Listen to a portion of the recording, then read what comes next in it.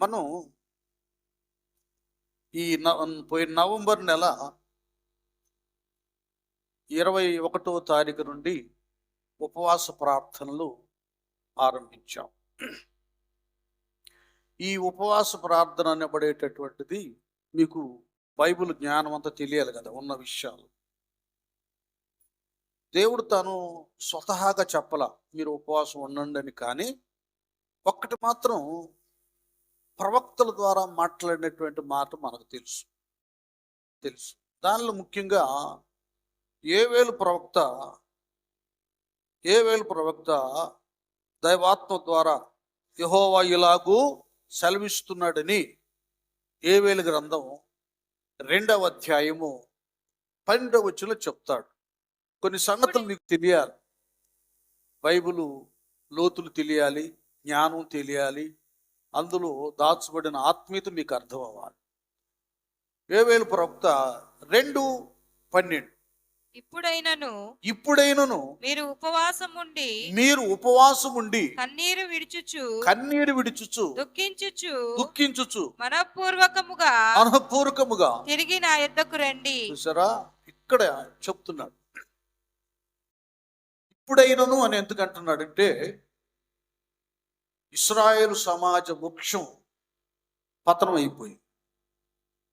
ఒక చెట్టుకి చీడ పీడ, ఆ పురుగులు ఈ పురుగులు పట్టి ఎలాగూ ఆ చెట్టంతా వృక్షం అంతా పాడైపోతుందో, ఇశ్రాయేలు సమాజం కూడా రకరకాల సహవాసాల వల్ల, దుర్వ్యసనాల వల్ల ఏమండి పాడైపోయి ప్రార్థన లేవు, బలియాగములు లేవు, ఆరాధన లేవు, ధర్మశాస్త్ర ఉపదేశం లేదు, ఏమి లేకుండా వారి ఆత్మీయ స్థితి అంతా కూడా క్షీణించిపోయింది.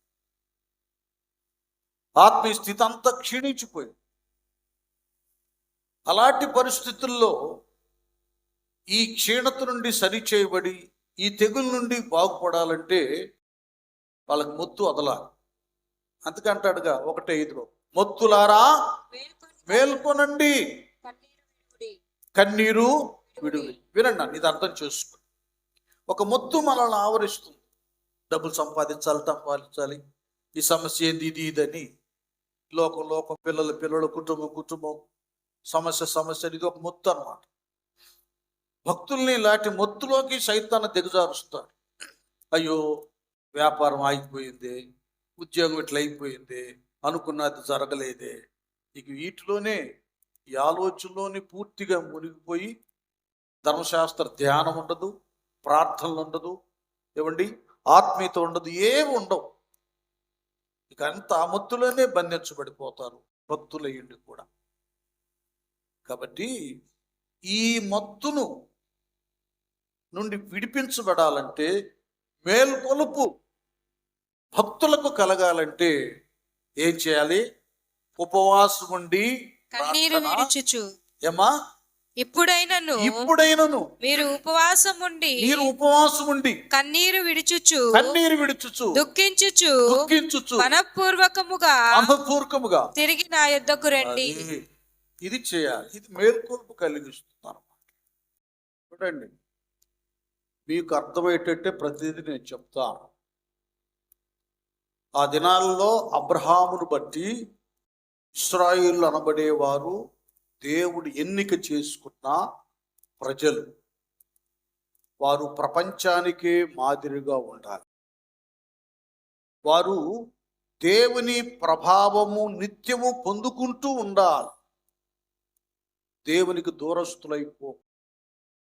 దూరం అయితే బలహీనులైపోయి శత్రువుల చేతిలో హతమార్చబడతారు. వారికి మునుపు చేసిన దేవుని కార్యాలన్నీ మరుగైపోతాయి.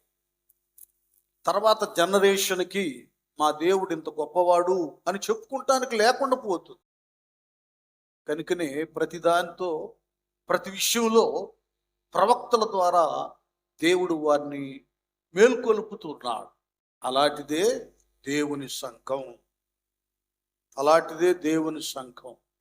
ప్రతి సంఘములో ప్రతి విశ్వాసిని, సంఘ సభ్యులను దేవుడు తన వాక్యం ద్వారా మేల్కొల్పుతూ ఉంటాడు. మనం ఏ విషయంలో చీడ పీడ తెగులు ద్వారా మన ఆత్మీయ జీవితం పతనమైపోతూ ఉందో ఆ పతనం నుండి సంరక్షించడానికి కొన్ని ప్రత్యేకమైనటువంటి ఆత్మ సంబంధమైనటువంటి కార్యాలను, ప్రతిష్ఠ దినాలను దేవుడు దైవ సేవకుల ద్వారా, భక్తుల ద్వారా ఆయన ఏర్పాటు చేస్తాడు. సంఘానికి సిద్ధపాటు అనబడేటటువంటిది ముందు సైనికులు. మనం సరిగా ఉంటేనే కదా, యుద్ధంలో ఆరితేరి ఉంటే, నైపుణ్యత కలిగి ఉంటే శత్రువును జయించగలం. శత్రువుని జయించకుండా మరొక అడుగు ముందుకు వెళ్ళలేం కదా. అలాగే ఈ శరీర కార్యాలన్నీ పతనం చేయాలంటే ఇదిగో ఉపవాసం అనబడేటటువంటి ఒక ప్రతిష్ట, నిష్ఠ, ఒక యాగం, ఒక యుద్ధం సాటించాలి.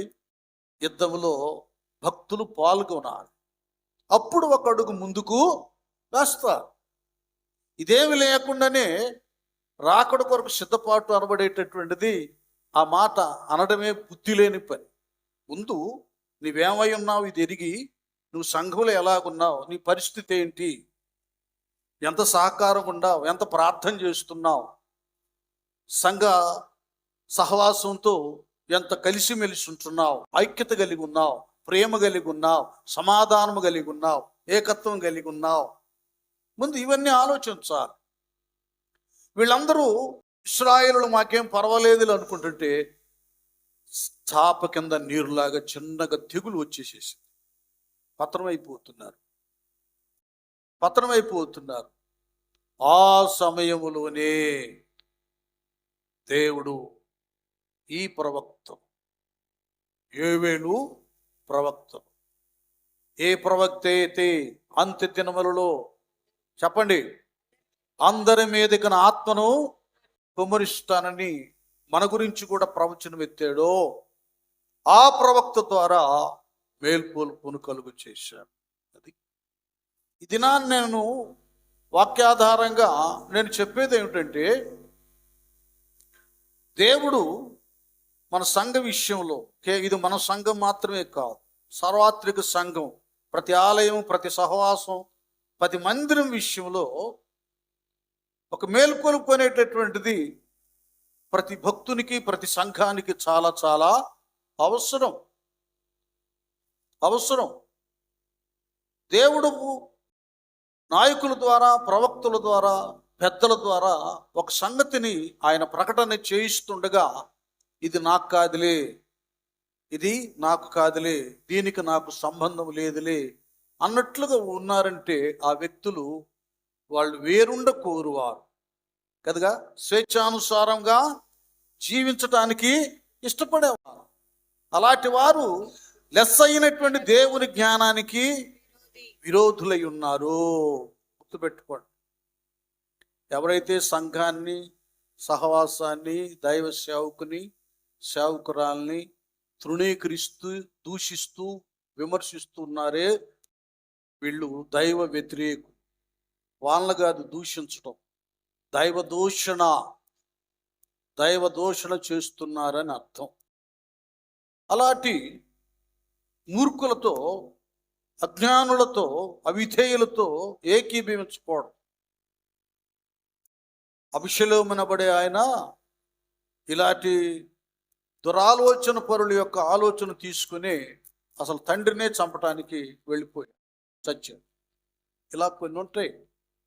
సంఘ విషయాల్లో వాక్యాధారంగా కొన్ని నియమాలు మనం తెలుసుకోవాలి. ఏం జరుగుతుంది సంఘములో, ఏది ప్రకటన చేస్తూ ఉన్నారు, అది ఎందుకు అనేటటువంటిది మనం తెలుసుకోవాలి. చూడండి, ఇక్కడ ఇశ్రాయేలు ప్రజలతో యోవేలు ప్రవక్త చాటించాడు. మొత్తాన్ని పిల్లలతో సహా కొత్తగా పెళ్ళైన వాళ్ళు కూడా ఆడ సమావేశం అవ్వాలి. ఈ పాడు నుండి తొలగించబడాలంటే క్షేమకరంగా, అభివృద్ధికరంగా, ఫలభరితంగా సంఘం లేక సమాజం ఉండాలంటే ఇది అవసరం. అందరు హృదయాలు కుమ్మరించాలి. వ్రత దినాలు, ప్రతిష్ఠ దినాలు ఏర్పాటు చేసుకోవాలి.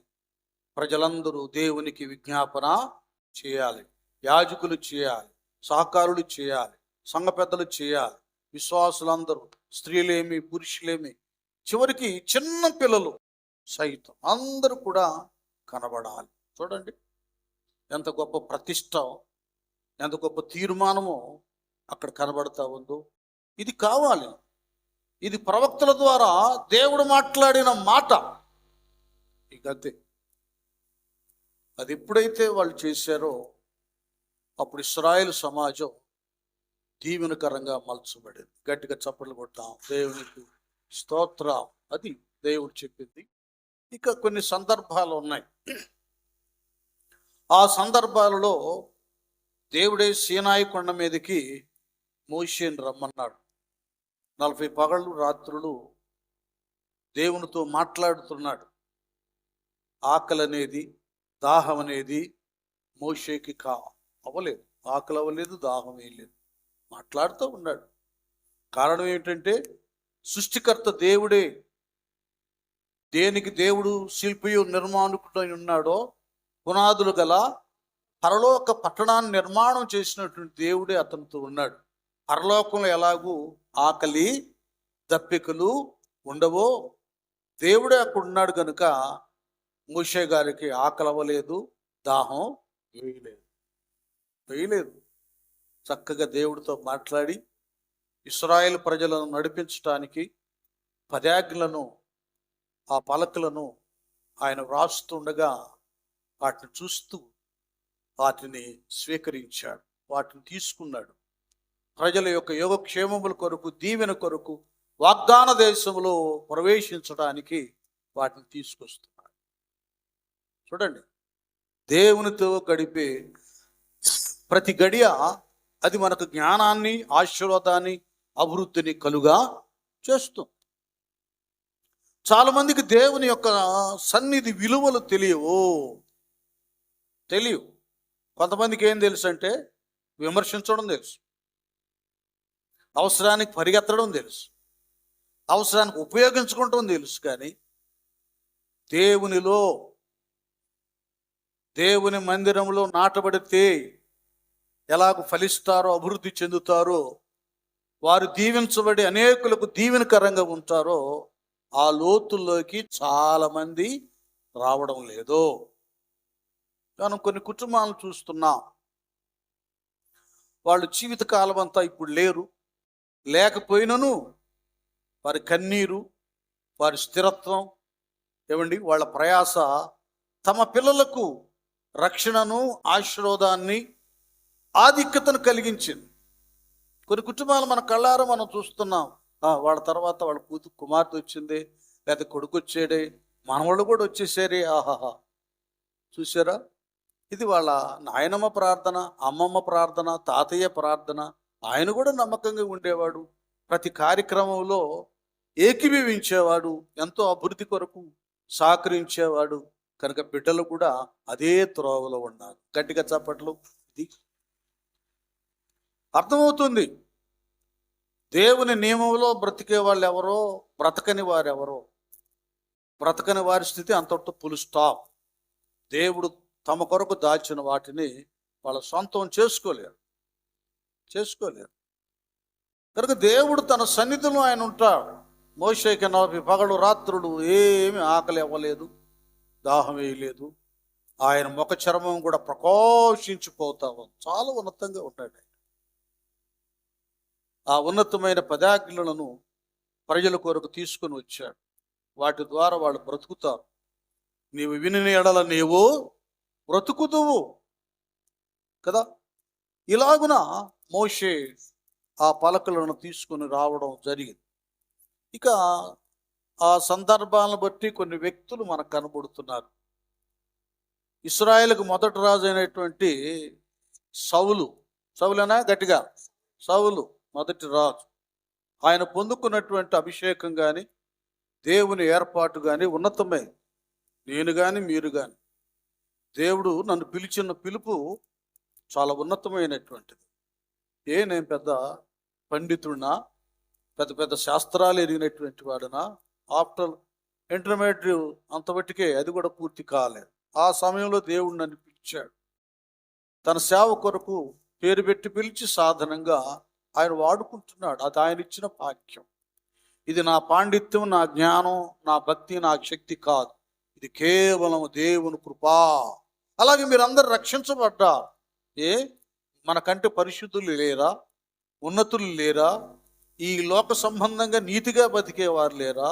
ఎందుకు దేవుడు నీ మీదే దృష్టించి నీకే ఎందుకు పశ్చాత్తాపమును రక్షణను కలిగించి ఆయన రక్తంతో ముద్రించి, ఆత్మతో ముద్రించి నిలబెట్టుకుని ఉన్నాడు. అది ఆయన కృప. ఉచితంగా ఈ భాగ్యాన్ని దేవుడు మనకిచ్చాడు. రక్షణ పొందుకున్న మీరు మీ స్థితిని జాగ్రత్తగా కాపాడుకోవాలి. పిలువబడిన నేను సేవ కొరకు నా స్థితిని నేను జాగ్రత్తగా కాపాడుకోవాలి. దైవ నియమాన్ని అనుసరించాలి. ఆ పద్ధతిలో మనం ముందుకు వెళ్ళాలి. అది దేవుడు సౌలు కూడా ఏ గోత్రానికి చెందిన వాళ్ళు చెప్పాలి గట్టిగా బెన్యామీను. ఎందుకంటే అప్పుడప్పుడు ఇలాగ నేను అడుగుతూ ఉంటుంది. ఇంతకాలం విశ్వాసంలో జీవించి సౌలు రాజు ఎవరు అనేది తెలుసుకోవాలి. ఇశ్రాయేలులకు మొదటి రాజు. రెండోది ఏ గోత్రానికి చెందినవాడో తెలుసుకో. అన్ని స్టాండర్డ్గా నేర్చుకోవాలి. ప్రతిదీ వాక్యం కూడా మనకు ఎక్కడ అర్థమైందంటే ఇంకా క్లియర్గా వీళ్ళంతా ఐగుప్తు దేశానికి వచ్చిన తర్వాత అన్నలందరూ అప్పుడు క్లియర్గా అర్థమైంది. ఈయన చిన్నాడు కదా, పక్కనే బెన్యామీన్ని కూర్చోబెట్టుకుంటాడు జోసెఫ్. చివరి గోత్రం వాడు అన్నమాట. చివరి గోత్రం వానికి దేవుడు నిజంగా రాజు అనబడే ఒక వ్యక్తిని ఏర్పాటు చేయటానికి కదా జ్యేష్ఠుని తీసుకోలేదు. మధ్యలో కూడా అసలు చాలా పవర్ఫుల్ గోత్రాలు ఉన్నాయి. లేవి, గట్టిగా చెప్పను ఇంకోటి, అస్సలు లేవి, తర్వాత యూదా, పవర్ఫుల్ గోత్రాలు ఉన్నాయి. అక్కడ తీసుకోలేదు. బెన్యామీను గోత్రములో నుండి కదా ఎవరి కుమారుడు? కీషు కుమారుడైన సౌలు పోయిన గాడిదలను ఎదుగుతున్నాడు. ఈ గాడిద ఆయన పిలిచాడు. తన సేవ కొరకు సమూయేలు ద్వారా అభిషేకింప చేశాడు. బాగుంది కదా ఎంతవరకు. అందరూ కూడా మరొక ఉన్నతమైనది ఏంటంటే అతడు ప్రవక్తల గుంపులోకి వెళ్ళినప్పుడు అతను కూడా ఆత్మను పొందుకొని ప్రవచించడం మొదలుపెట్టాడు. ఈయన ఎందుకు చెప్తున్నాడంటే కొద్దిగన్నా మీకు చరిత్ర తెలియాలి. ఆ వ్యక్తుల గురించి అంతగా చెప్తా ఉన్నా. ఆత్మను పొందుకొని అతను కూడా ప్రవచించాడు. సామెత పుట్టుకొచ్చేసింది. ప్రవక్తల్లో ఎవరున్నారు? సౌలు కూడా ప్రవక్తల్లో ఉన్నాడు. స్తోత్రం, హల్లెలూయా కదా. కొత్తగా ఈ 40 దినాల్లో ఎవరైనా ఆత్మను పొందుకున్నారు అనుకోండి, పలానా అమ్మాయి ఆత్మను పొందుకుంది, పలానా సహోదరి ఆత్మను పొందుకుంది, పలానా ఆంటీ ఆత్మను పొందుకున్నారు, పలానా అన్న ఆత్మను పరిశుద్ధాత్మను పొందుకున్నాడు, పలానా అన్న భాషలతో మాట్లాడుతున్నాడు, పలానా బ్రదర్ ద్వారా దేవుడు ప్రవచనాన్ని రిలీజ్ చేశాడు. ఇది ఈ టాక్ రావాలి. ఒక స్థానాన్ని దేవుడు మనకిచ్చిన తర్వాత కదా ఒక కృపావరం మనలో రిలీజ్ అవ్వాలి. సౌలు ఇక్కడ దాకా బాగానే ఉన్నాడు.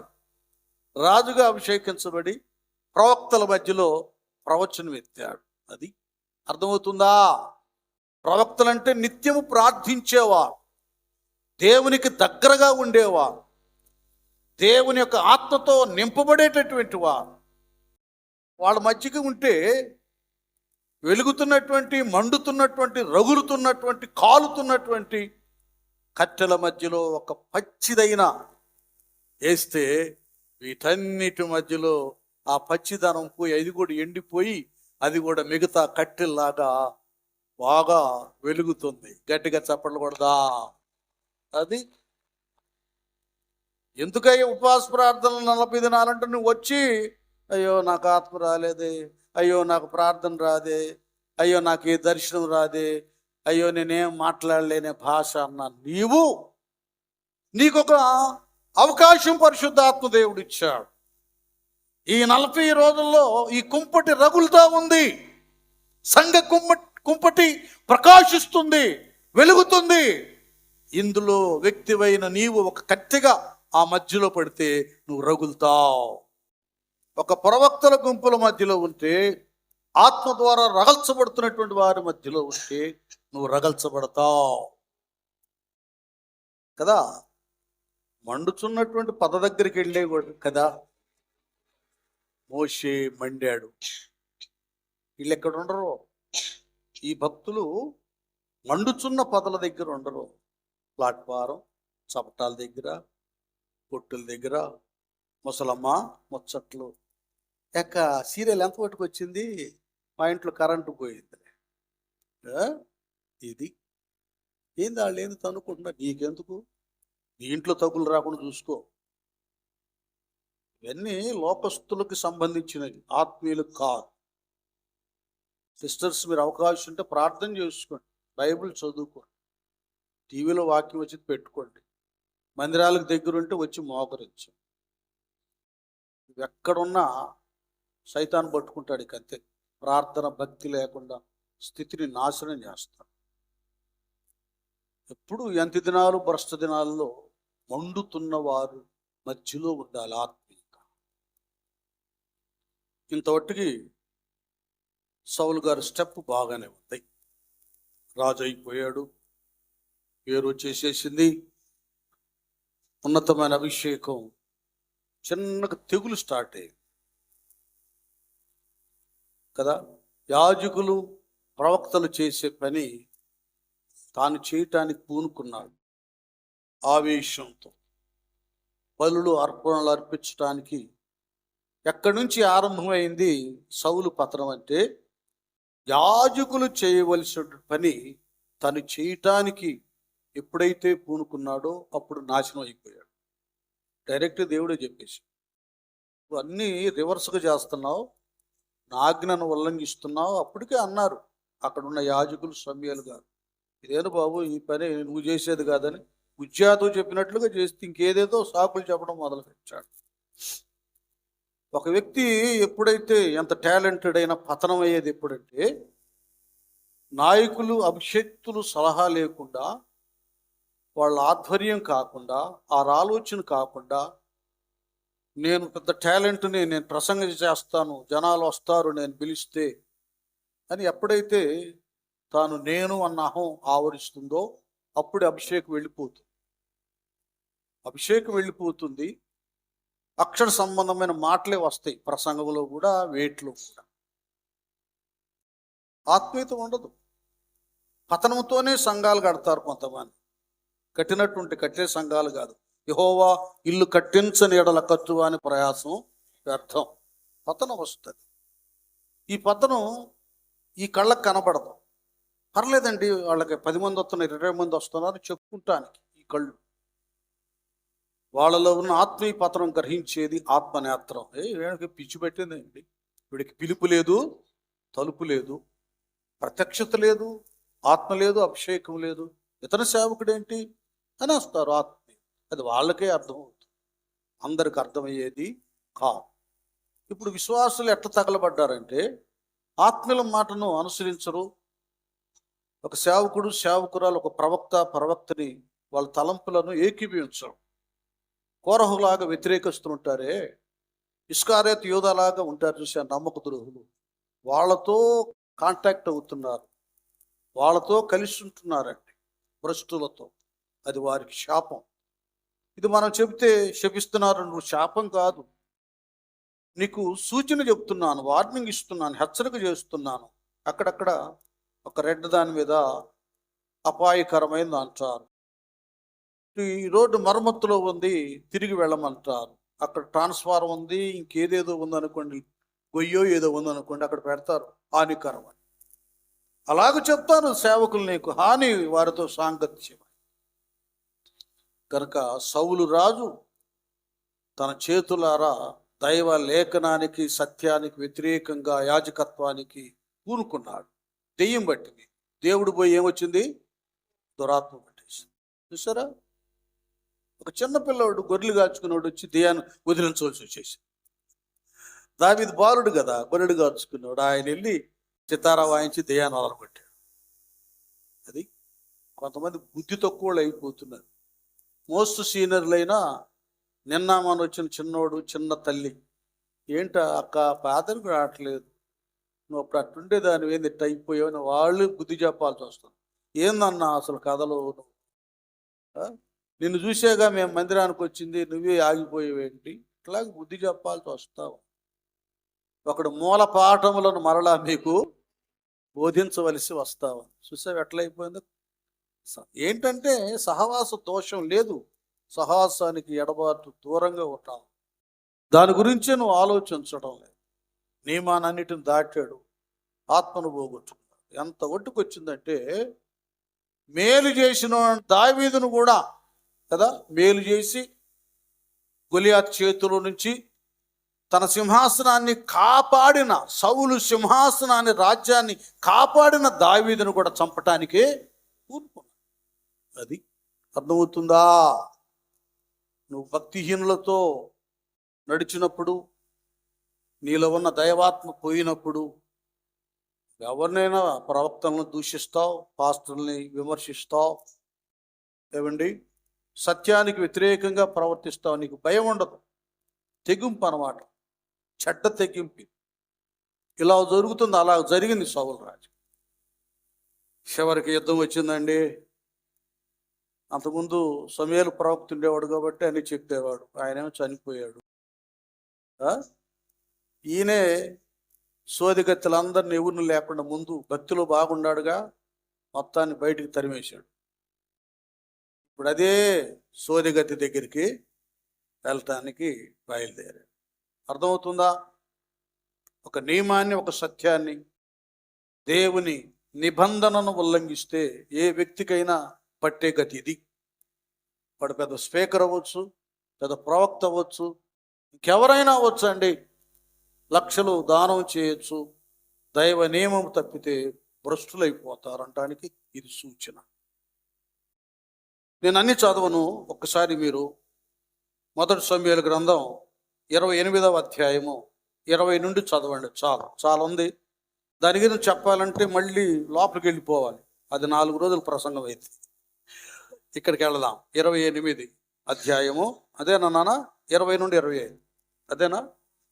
1 సమూయేలు గ్రంథం చూడండి. ఇక్కడ ఏంటి విషయం ఏంటంటే, తనకు జరిగినటువంటి సంభవాన్ని బట్టి విచారంతో భోజనం చేయకుండా, ఆ మాట ఉంది అక్కడ, భోజనము చేయకుండా సౌలు రాజు అన్నపానములు పుచ్చుకొనకుండా ఒక రకంగా ఏముండాడు? ఉపవాసమే ఉండాడు. ముందు వచ్చిన ఉంటుంది 19లో, ఆ మాట తర్వాత ఉంటుందా చూడండి. అది ఒక్కటి పరిశీలన చేసుకోండి. ఏమైందంటే అతడిక భోజనం ఏమి చేయడండి. ఒక మాట చెప్పాలంటే ఒక ఉపవాసం ఉన్నట్లుగానే ఆ సోదిగతి దగ్గర పడిపోతాడు సౌలు రాజు.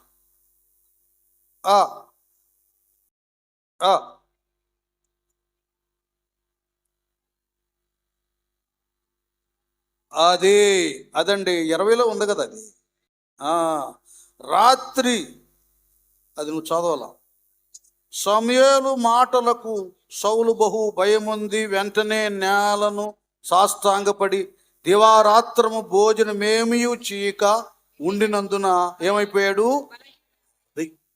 బలహీనుడై,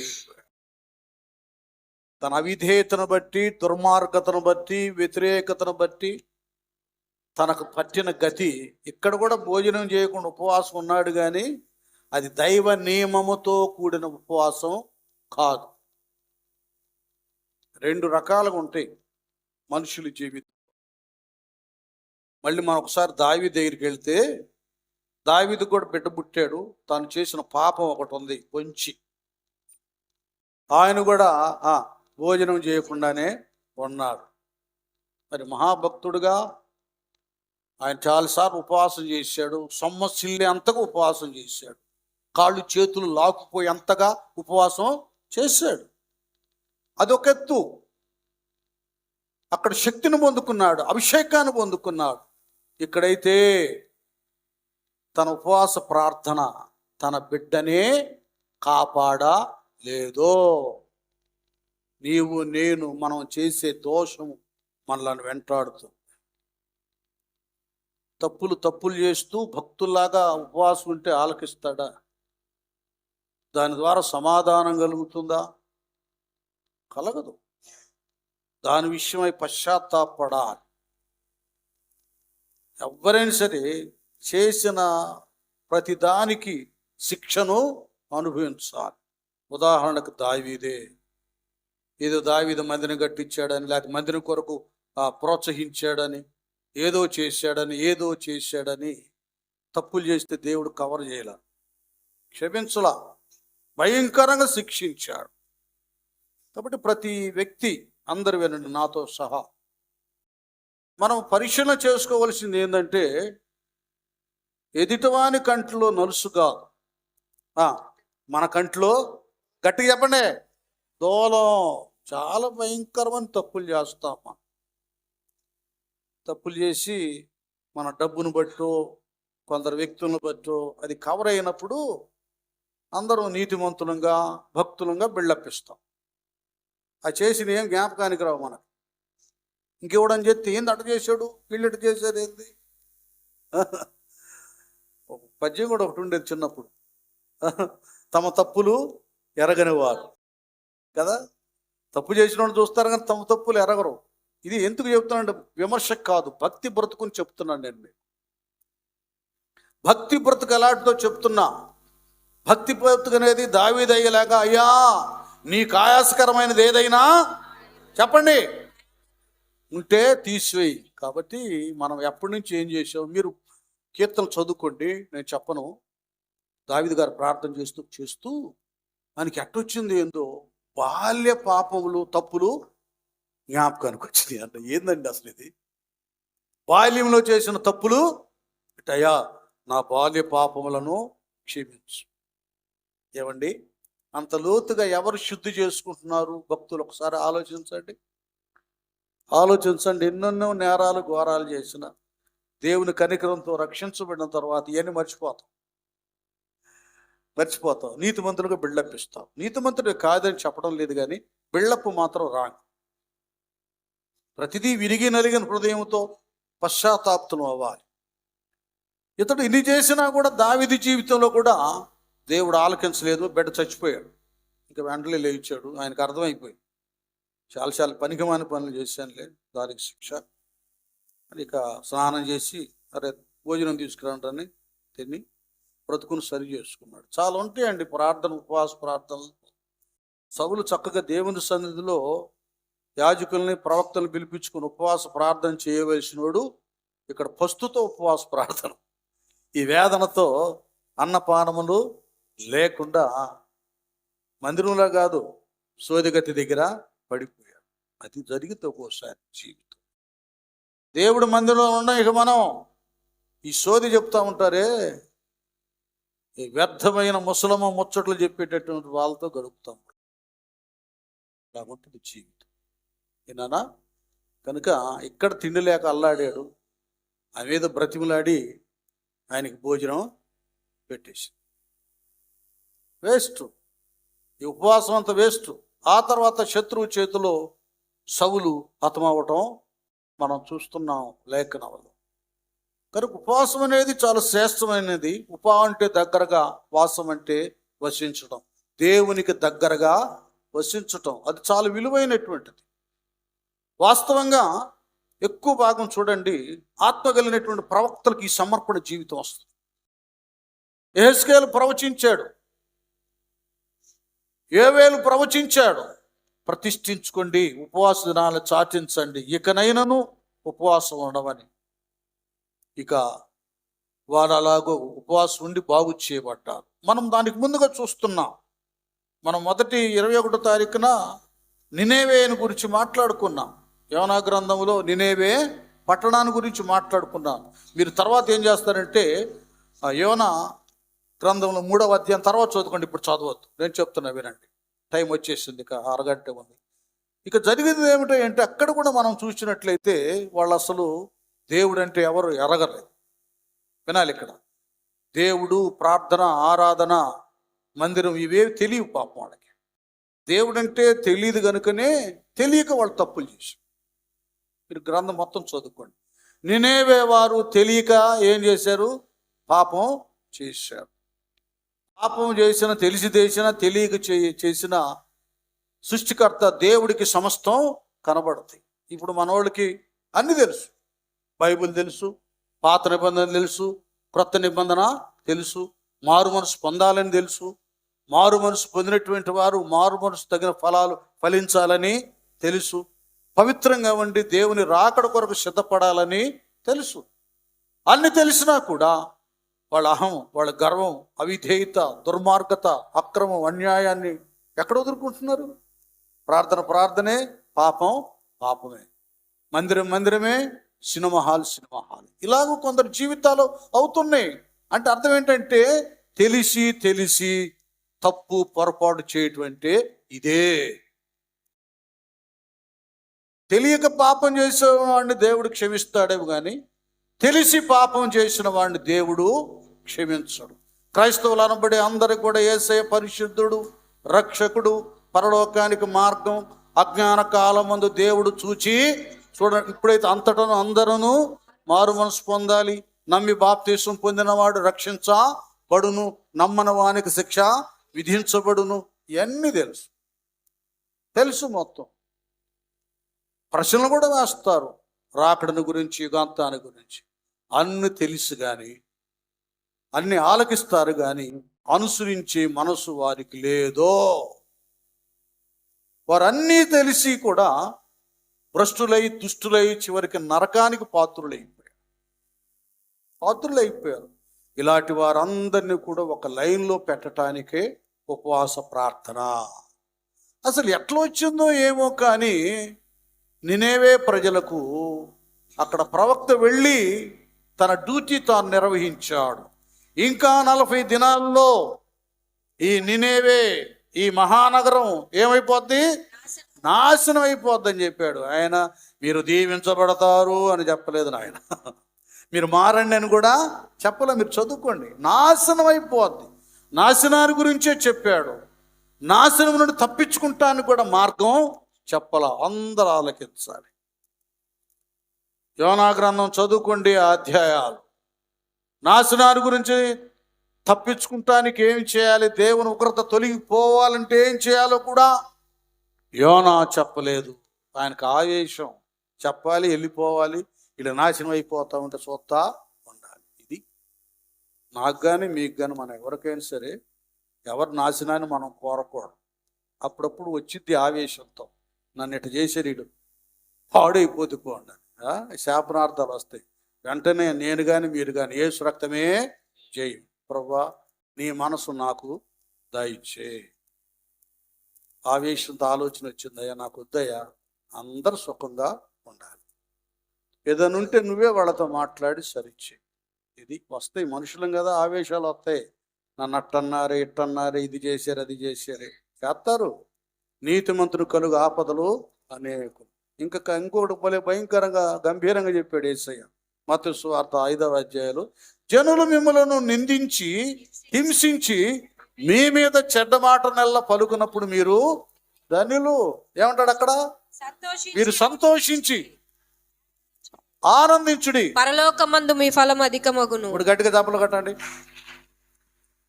నాతో సహా ఈ వాక్యాన్ని మనం జ్ఞాపకం చేసుకోవాలి. మనం డ్యూటీ ఏంటంటే శపించే డ్యూటీ మనకి ఇలా క్రొత్త నిబంధనలో ప్రార్థించే డ్యూటీ ఇచ్చాడు. మీరు సంతోషించి ఆనందించండి. మీకు మార్కులు ఎక్కువ అవుతాయి, అక్కడ మీ బహుమానం ఎక్కువైపోతాయి. కిరీటాలు, బహుమానాలు, సింహాసనాలు మీ కొరకు దేవుడు దాస్తాడు. ఈ నియమాన్ని మనం చూసుకోవాలి. ఇంత ప్రవక్త వెళ్ళిపోయి, ఏమన్నా ప్రవక్త అబ్బాయి ఇది తెలుసో తెలియక చేశారు, మీకు సొదొమ గొమొర్రాలోనైనా ఆ లోతు గారు ఉన్నాడు కాబట్టి ఏమైనా చెప్పి ఉంటాడు దేవుడి గురించి. సరే వాళ్ళు వినలేదు, నాశనం అయిపోయారు, మీకు తెలియదేమో. దేవుడి దగ్గర అడుక్కోండి, క్షమాపణ కోరుకోండి, ఉపవాసం ఉండి ప్రార్థన చేయండి అని ఈ ప్రవక్త గారు ఏమీ చెప్పలా. ఒకసారి మనం ఇట్ట అయిపోతాం. అసలు ప్రవక్తలే సరిగ్గా ప్రార్థనకు రాకపోతే ఎవరు బాగు చేస్తారు ప్రజల్ని? సంఘ పెద్దలేందా ప్రసాదం అన్నట్లుగా సరిగ్గా రాకపోతే, సంఘ పెద్ద అంటే అర్థం ఏంటో తెలుసా? లీడరు నువ్వు, తర్వాత సేవకుడు, తర్వాత సంఘ పెద్దలే. అక్కడ దేవుడు మిమ్మల్ని ఎందుకు అభిషేకం చేశాడు? మీరు అవి నేర్చుకోవాలి. వాక్యం నేర్చుకోవాలి, ప్రార్థన నేర్చుకోవాలి, ఉపవాసం నేర్చుకోవాలి, ఆత్మ పొందుకోవాలి. పాస్టర్ గారు బాగలేదండి, లేకపోతే పాస్టర్ గారు ఆ ఊరు వెళ్ళాడండి అనగానే లోటు ఏ ఉండదు. దేవుడు నన్ను నిలబెట్టుకుంటాడని ధైర్యంగా తీతు తిమోతులాగా నిలబడాలి, ఫుల్ఫిల్ చేయాలి. సంఘములో ఏ లోటు లేకుండా చూసుకోవాలి. అది సంఘ పెద్ద డ్యూటీ. అలాగే ప్రవక్తలు, పరిచారకురాళ్ళు, సహోదరులు డ్యూటీ అది. నేను అతిశయిస్తుంది ఏంటంటే ఈ ఉపవాస దినాల్లో చక్కగా ప్రవక్తలు, స్త్రీలను దేవుడు లేపుకున్నాడు. వాళ్ళు ఒక్కరోజు కూడా గ్యాప్ ఇవ్వటం, పగలు కానీ సాయంత్రం కానీ చక్కగా వాళ్ళు పాటలు పాడుతున్నారు, నడిపిస్తున్నారు, వాక్యం చెబుతున్నారు.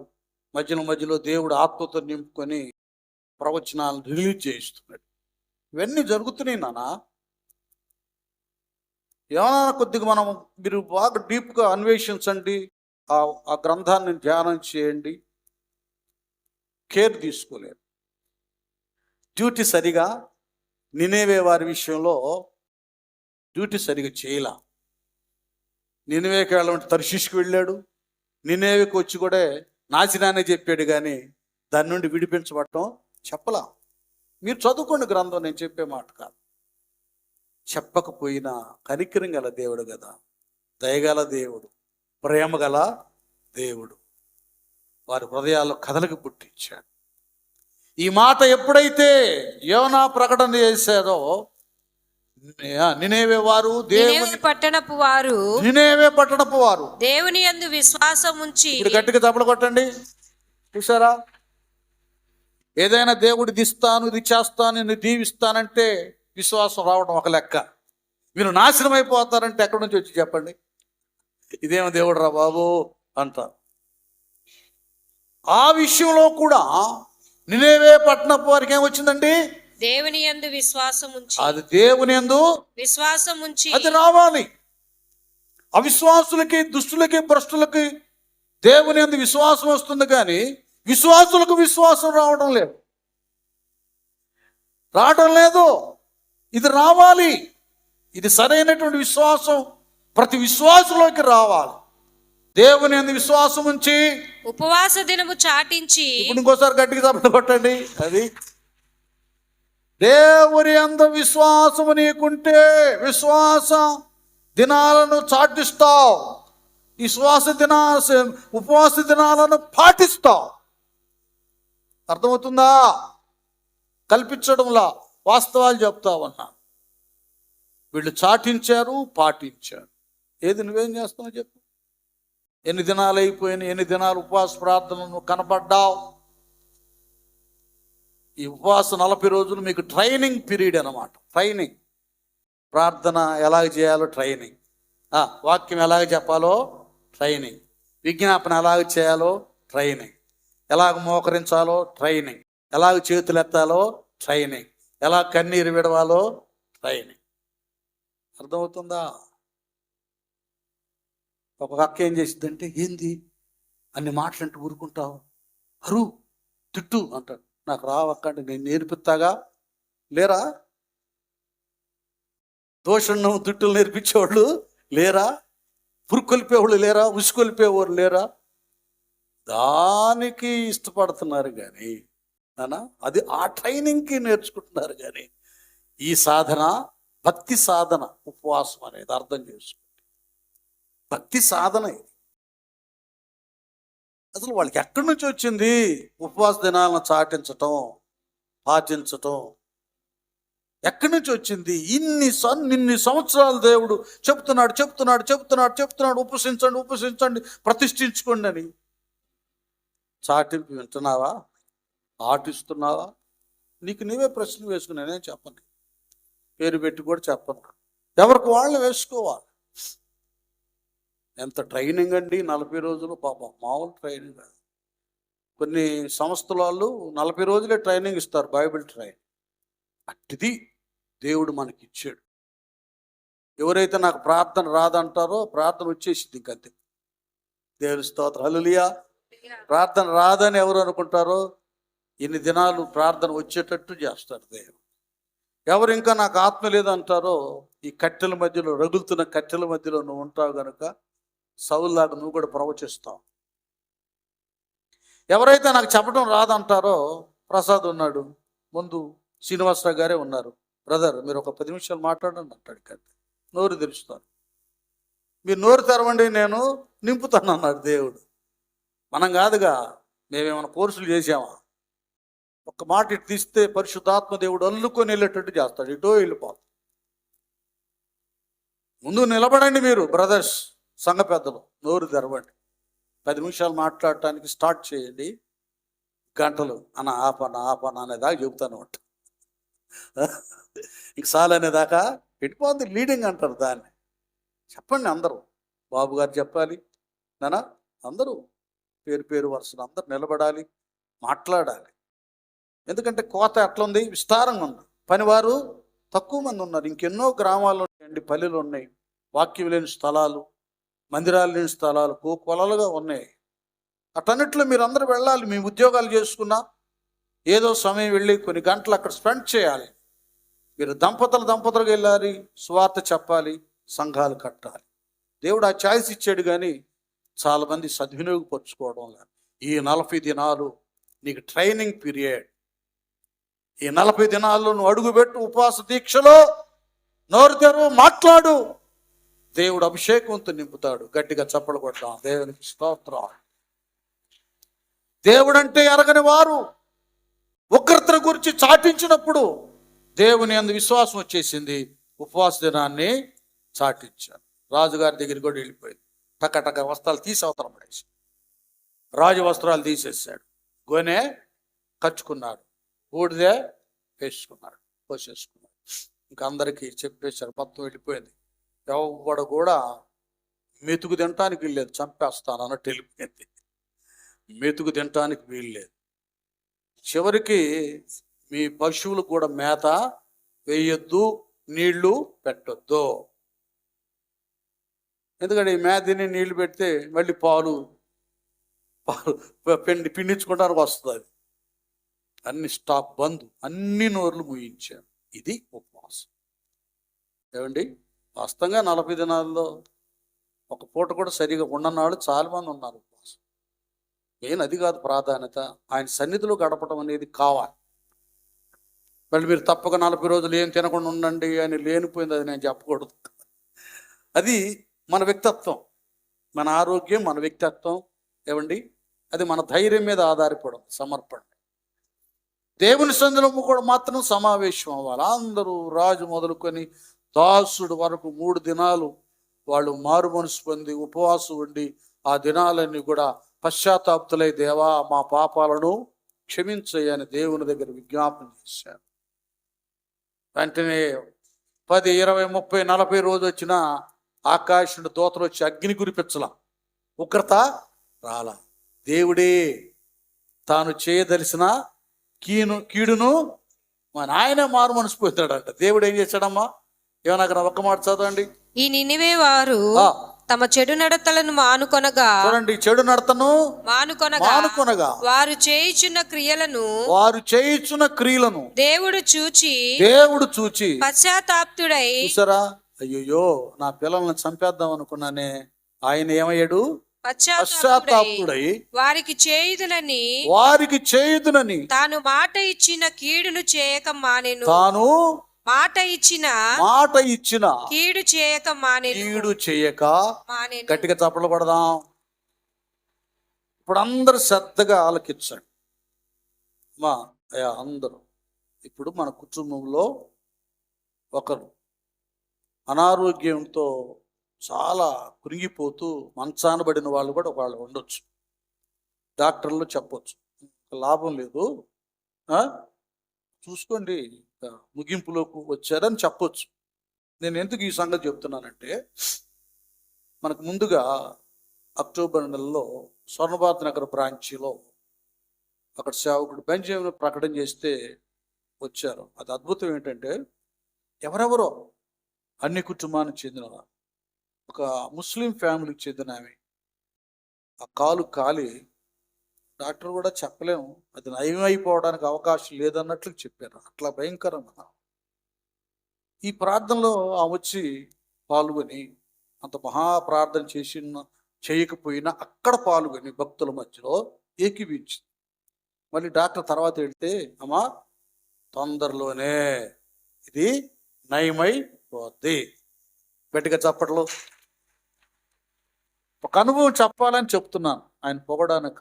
ఉపవాస ప్రార్థన 10 రోజుల్లోనే చూడండి. కనుక అలాంటిది కూడా దేవుడు ఈ దీక్ష వలన, ఈ ప్రార్థన వలన, పర్వాలేదయ్యా మీ మదర్ లేక బ్రదర్ లేకపోతే ఇంకా మరొకరు పిల్లలు ఇదిగో అని సరిచేయబడతాయన ఆ వార్తను వింటాం. ఇంకా లాభం లేదు, వీడికి ఉద్యోగం రాదు, సద్యోగం రాదు, ఇకేమి రాదు అనుకున్నా దేవుడు నీ ప్రార్థన వలన చేయునుగాక. ఇవి వల్ల పడతాయి. ఏ కీడు జరగటానికి సమీపంగా ఉందో ఆ కీడు తరిమివేయబడి కీడు వెనక మేలు అనుగ్రహిస్తాడు దేవుడు. హల్లెలూయా. ఉపవాస ప్రార్థన వలన ఆ ఆధిక్యతను దేవుడు ఉదాహరణకి ఇదే, దేవుడు తాను చేయదలిచిన కీడును చేయక, అది అర్థమవుతుందా? దేవుడు చేయదలిచినది కూడా ఈ ఉపవాస ప్రార్థన వలన ఆపేశాడు. దూతలకు ఆజ్ఞాపించాడు, ఉగ్రత పాత్ర కుమ్మరించేది ప్రభువా, సుధమ గుమ్మరిలాగా అగ్నిగంతకాలు వేసేయమంటున్నారు. స్టాప్, ఏం వేయద్దు, చక్కగా ఏసి చల్లటి గాలిని పంపించండి నేనేవే మీదకి. గట్టిగా చప్పట్లు. అంటే గాలి ఏం పంపించలేదులే, ఆ చల్లని వార్తే, ఆ సమాధానమే, ఉగ్రత తొలగిపోవడమే చల్లదనం. ఇలాగుంటుంది నా ప్రార్థనలో. ఇది మీకొక సాధన చేసే సమయం, అందరికీ వాక్యం ఎరిగిన వారికి ప్రార్థన నేర్చుకునే సమయం, పెంతెకొస్తు పండుగ దినం రోజున ఆత్మ పొందుకునే సమయం, ప్రవక్తలు ప్రవచించే సమయం. ఆత్మను ఆర్పకుడి ప్రవచించుట నిర్లక్ష్యం చేయవద్దు. భాషలతో గంతులు వేసే సమయం, భాషలతో పాటలు పాడే సమయం, ఆత్మతో ఆనందించే సమయం ఇది. 40 దినాలు నీ ప్రార్థనను బట్టి ఎప్పటి నుంచో జరగని కార్యాలను కూడా దేవుడు జరిగేటట్లుగా చేస్తాడు. రానిది కూడా వచ్చేటట్లుగా చేస్తాడు. పోని దరిద్రం కూడా పోయేటట్టుగా చేస్తాడు. ఇంకా నీకు గవర్నమెంట్ దగ్గర నుంచి అధికారం రాలేదా, లైసెన్స్ రాలేదా, సెలవు రాలేదా, దేవుడు అధికారులకు హృదయాన్ని కదా నెహెమ్యా కాలంలో రాజు హృదయాన్ని కరిగించినట్లుగా, ఎజ్రా కాలంలో కోరేషు హృదయాన్ని కరిగించి ఆలయాన్ని కట్టించినట్లుగా రాజులు అధికారుల హృదయాన్ని నీ ప్రార్థన వలన, ఉపవాస ప్రతిష్ట, ఈ దినాల విజ్ఞాపన వలన దేవుడు వాళ్ళ హృదయాలను కదిలించి నీకు సమాధానాన్ని కలుగు చేస్తాడు. స్తోత్రం. ఆమేన్. ఇలాంటి ఉన్నతమైన కార్యాలు దేవుడు చేసేటటువంటి ఆశీర్వాదము గడియ ఉపవాస ప్రార్థన 40 దినాలు. వాళ్ళు ఏదో చెబుతారులే అన్నట్లుగా ఆలోచన రానివ్వగాకండి. దేవుడు నా కొరకు ఏర్పాటు చేసినటువంటి రోజులు ఇవి. నేను వెళ్ళిపోవాలి, ఈ దినాలకు నేను వెళ్ళాలి, నేను చేయాలి. నేను ఒకే ఒక వచనం చెప్పేసి ముగిస్తాను. ఇది ఇంపార్టెంట్ అన్నమాట. ఎందుకంటే నేను మొన్న అక్కడ కూడా ఇదే విషయాలు మేము మాట్లాడాం. నాతో ఉన్నారు సేవకులు కొంతమంది. అపోస్తుల కార్యంలోకి ఒక్కసారి మనం వెళ్ళిపోదాం నాన్న. ఇది చాలా ప్రాముఖ్యమైనటువంటి విషయాలు. 13వ అధ్యాయం అపోస్తుల కార్యం అనా.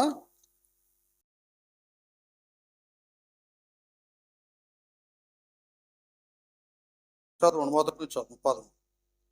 అంత్యొకయలో ఉన్న సంఘములో బర్నబా, నిగెరనబడిన సుమయోను, కురేనీయుడైన లుకియా, చతుర్థాధిపతి అయిన హెరోదుతో కూడా పెంచబడిన మనయేసు, సౌలు అను ప్రవక్తలను బోధకులను ఉండిరి. వారు ప్రభువును సేవించుచు ఉపవాసము చేయుచుండగా. ఒక నిమిషం అంటున్నారా? అర్థమవుతుందా? అంటే అపోస్తుల కాలంలో కూడా ఏం చేసేవాళ్ళు చెప్పండి? ఉపవాసం. అందులో మైకులే చెప్పి ఏం చేసేవాళ్ళు? అది ఇదేదో మనం సొంతగా డబ్బా కొట్టుకోవట్లేదు.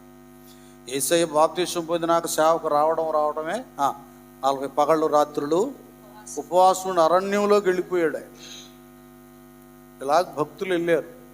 మరి కొన్ని రాసి ఉన్నాయి, రాయని ఇంకెన్ని ఉన్నాయో. పేతురు గారు ఎన్ని దినాలు ఉపవాసాలు చేశారు కదా, పౌలు గారు ఎన్ని దినాలు ఉపవాసాలు చేశారు. భక్తులు ఉన్నారు, అపోస్తలుడు. అప్పుడు మరీ చాలా సమర్పణతో ప్రతిష్టతో కూడినటువంటి భక్తి కదండి. ఎంత ప్రతిష్ట తీర్మానం లేకపోతే వాళ్ళు చర స్థిర ఆస్తులు అమ్మి అపోస్తలు పాదాల దగ్గర పెడతారు. చెప్పండి, ఎంత సమర్పణ ఉంది, ఎంత హృదయాన్ని పూర్తిగా అర్పణ చేశారు. ఈ దినాలను ఎవరు ఇస్తున్నారండి? ₹1 చందా ఇవ్వడానికే వెనకాడుతున్నారు. ఆ వేసే చందాలు కూడా మంచిలో స్టిక్కర్ అంటించిన కదా, ₹10 నోట్లు, లేకపోతే ఇరిగిపోయిన ₹5 బిళ్ళలు, మాసిపోయిన ₹50-100 నోట్లు, ఇవి ఇస్తున్నారు. చెప్పండి, ఎంతమంది గుండె మీద చేసుకొని చెప్పండి, ఎంతమంది దశమ భాగాలు ఇస్తున్నారు? అసలు వాక్యం చెప్పేవాళ్ళు, వాక్యం ఎరిగిన వాళ్ళే ఇవ్వటంలో దశమ భాగాలు. ఈ దినాలు, ఇది విమర్శ కాదు, కానీ ఆ దినాలకి ఈ దినాలకి నేను తేడా చెప్తా ఉన్నా. వీళ్ళేమో దేవుని పని కొరకు సేవాభివృద్ధికి ₹1 ఎవరు, ఇక వీళ్ళ కష్టాలు సమస్యలు ఇబ్బందులు జనాలందరూ ఇవ్వాలి. ఇది వాక్యంలో ఏముంది? ఇవ్వుడి అప్పుడు మీకు ఇవ్వబడును. దేవుడు అన్యాయస్తుడు కాదండి. నీకు దేవునికి పేద సాధలకి ఇతరులకు ఇచ్చే బుద్ధి ఉంటే నీకు కష్టం వచ్చినప్పుడు దేవుడే నడిపిస్తాడు, జనాల్ని దేవుడే నడిపిస్తాడు. ఇది వాస్తవ అనుభవంతో నేను చెప్తా ఉన్నా. నేను అలా చేసే కొందరి విషయంలో నేను మాట్లాడుకుంటా, నేను పని వీళ్ళకి మనం సహాయం చేయాలి, ఇంకంతే. ఎందుకంటే వీళ్ళు అర్హులు. అంత కష్టార్జితంలో కూడా ఉన్నా లేకున్నా దశమ భాగాలు కరెక్ట్గా తీసేవాళ్ళు. దేవుని సేవ విషయంలో వెనకాడకుండా అన్ని నడుము ఉంచి పనిచేసేవాళ్ళు.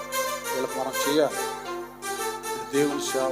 అట్లాగా ప్రేరణ వచ్చేసి నానా ఎంత హృదయార్పణ చేయకపోతే వాళ్ళు చరాస్థిరాస్తులన్నీ అపోస్తుల పాదాల దగ్గర పెట్టి ఇది సేవ కాడన్న. అలాంటి దినాలు మరి ఇంతగా ధనాన్ని సమర్పించిన వాళ్ళు ఉపవాసాలు ఉండరా? ప్రతిష్ఠించుకోరా? విజ్ఞాపన చేయరా? అలాంటి ఆత్మావేశముతో ఉద్యమంతో ఉన్నటువంటి దినాలు. ఆ దినాలను వీళ్ళందరూ ఏం చేశారంటే ప్రభువును సేవించుచు ఉపవాసము చేయించున్నారు. నాన్న వినండి, ఇది చాలా ప్రాముఖ్యమే. నీకు ఒక క్లారిటీ రావాలంటే ఉపవాస ప్రార్థనలో ఉండు. ఇలా చేస్తున్నప్పుడు ఏం జరిగిందంటే పరిశుద్ధాత్మ దేవుడు నేను బర్నబాను సౌలును పిలిచిన పని కొరకు వారిని నాకు ప్రత్యేక పరచుడని వారితో చెప్పెను. గట్టిగా చప్పట్లు కొట్టండి. ఇది పరిశుద్ధాత్మ దేవుడే ప్రవక్తల ద్వారా మాట్లాడాడు. మన దగ్గర ప్రవక్తలు ఉన్నారండి. సంఘం శూన్యమైంది కాదు. ప్రవచించేవారు ఉన్నారు, భాషలు మాట్లాడేవారు ఉన్నారు, దర్శనాలు చెప్పేవాళ్ళు ఉన్నారు. దొంగ దర్శనాలు, పిచ్చి జాతి దర్శనాలు, వ్యతిరేక దర్శనాలు చెప్పేవాళ్ళని దేవుడు ఎల్లగొట్టేశాడు. నువ్వు పనికి రావాలి. ఒత్తిడి ఆవేశాలు వస్తాయి, వాళ్ళందరూ తరిమేడు. దుష్టుడు ఎవరు తరమకుండానే, చెప్పండి, ఎవరు తరమకుండానే పారిపోతాడు. వాడు పారిపోయారు. నిజమైన ప్రవక్తలు ప్రవక్తనీలు ఉన్నారు, అపోస్తల దినాల్లో ఉన్నట్లుగా. ఇలా ఆత్మతో చెప్తున్నాడు, నేను బర్నబాను సౌలును పిలిచిన పని కొరకు వారిని నాకు ప్రత్యేక. అది దేవుడు మాట్లాడొచ్చు మీతో, బ్రదర్స్తో, సిస్టర్స్తో, యవన బిడ్డలతో కూడా మీతో మాట్లాడవచ్చు దేవుడు. ఈ ఉపవాస ప్రార్థనలో, ఆ దినపు ఉపవాస ప్రార్థనలో ఎవరిని తన పని కొరకు దేవుడు సిద్ధపరుచుకున్నాడో వారిని ప్రత్యేకపరచమని చెప్పినట్లుగా ఉపవాస ప్రార్థన విజ్ఞాపనలో దేవుడు బయలుపరుస్తాడు. ఇంకంతే. ఇంకా చాలా సంగతులు చెప్పొచ్చు. నీ ఉద్యోగాన్ని గురించి చెప్పొచ్చు, నీ పిల్లల గురించి చెప్పొచ్చు, నీ వ్యాపారాన్ని గురించి చెప్పొచ్చు. ఇంకేదైనా ఏర్పాటు చేసుకునేటువంటి విషయంలో అది దేవుని చిత్తమో కాదో దేవుడు చేయొచ్చు ప్రవక్తల ద్వారా. కాబట్టి మీరు ఉపవాస దినాలు వ్యర్థం చేసుకోవద్దు.